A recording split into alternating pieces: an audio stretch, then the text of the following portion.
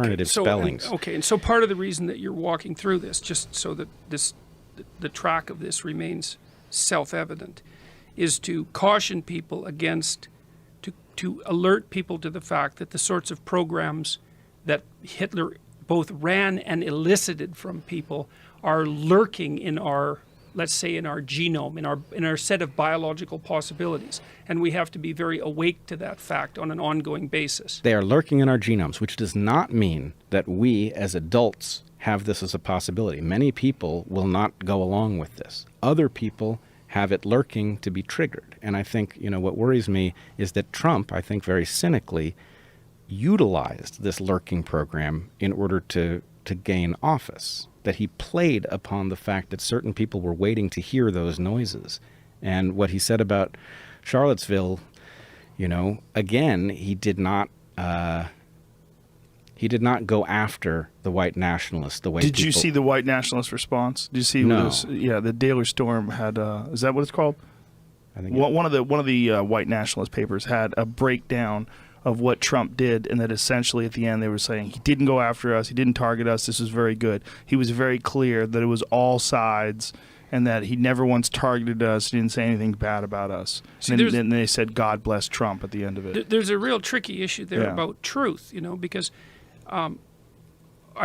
because my free speech, the free speech panel that I was a part of was canceled, I had to make comments in the Canadian media about Charlottesville.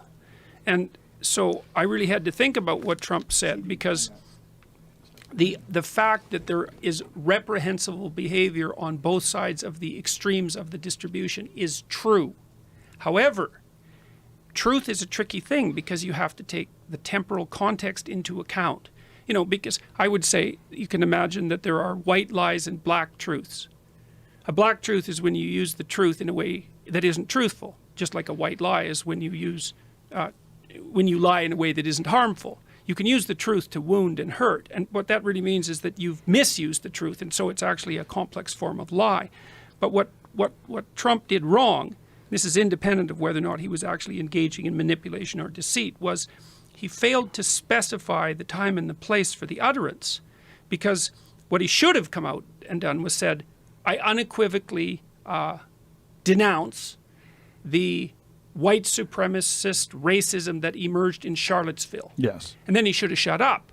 And then 2 weeks later, he could have said, well, when we look at the political landscape as a whole, perhaps commenting on Berkeley, he could have said, it's pretty obvious that there are reprehensible individuals acting out at both ends of the extreme, but the Charlottesville week wasn't the week to make that point. So, and why he did that? Well, it could be just ineptness, because it was a very tricky week to exactly get things right. I don't think so. I think actually we can look at the what he did during the election, and I think we should expect that he would do exactly what he did. Well, fair enough. I think there's a wink and a nod to them always. Would neo-Nazis and white supremacists applaud Donald Trump's response? Yeah. See if you could see the actual. Does it show the actual text of what they wrote? Because quote from the editor here, right there. He refused to even mention anything to do with us. And reporters were screaming at him in the white nationalism. He just walked out of the room. Huh. Right. There was an actual article that they wrote on one of those websites. Trump's comments were good. He didn't attack. That's it. He didn't attack us. Just said the nation should come together. Nothing specific against us. He said that we need to study why people get so angry, and implied that there was hate. ... on both sides! ! So he implied that the Antifa are haters. Mm-hmm. I mean, so that energized them in a way, and. I mean, there's no secret that they support him.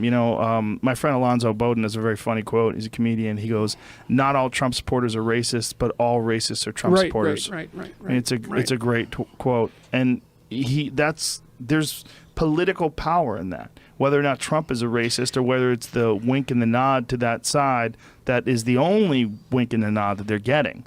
I mean, or even insufficient denunciation, yes. which was kind of what did. There's a Canadian journalist named Faith Goldie who got fired from Rebel Media for being being accused of being too cozy with Daily Stormer types. She did a podcast with crypto. And I listened to the podcast very carefully. She was actually one of the people that was supposed to be a panelist on this free speech talk. So that put us in a real bind. But what happened in the podcast? well, what happened was, in my estimation, was that she didn't properly fulfill her role as critical journalist.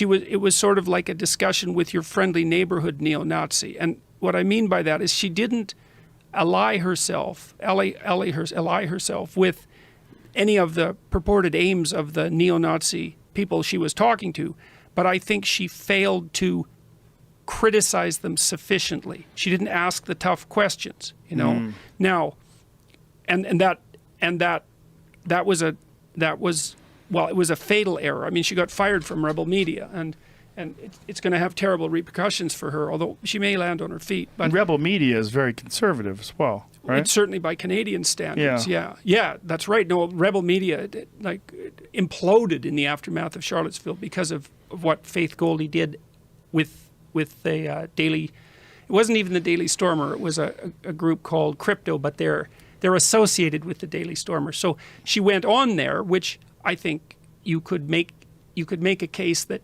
that's okay as a journalist. You can go talk to neo-Nazis, but the question is, how do you talk to them? And the answer to that is, you point out their agenda.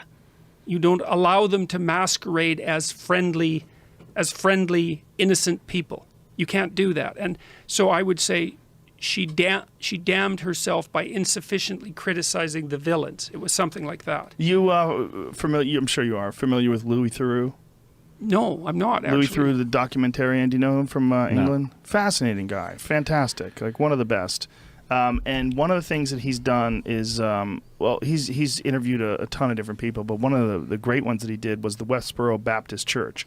And he sort of embedded himself with them and was very congenial and very kind and unthreatening, and stayed with them for long periods of time, like weeks on end, and got them to eventually expose who they were and understand from the point of view of an insider in a sense, without necessarily condemning them, but with just constantly asking questions, but being very, very polite about it. Not like a lot of serious confrontational criticism, rather, but a very friendly, sort of polite British way of discussing things. And he's particularly good at embedding himself. He did it with Scientology. He's done it with a bunch of different groups. He embeds himself and just sort of... Right, so there's a justification for attempting that sort of thing, clearly. Yes, yeah.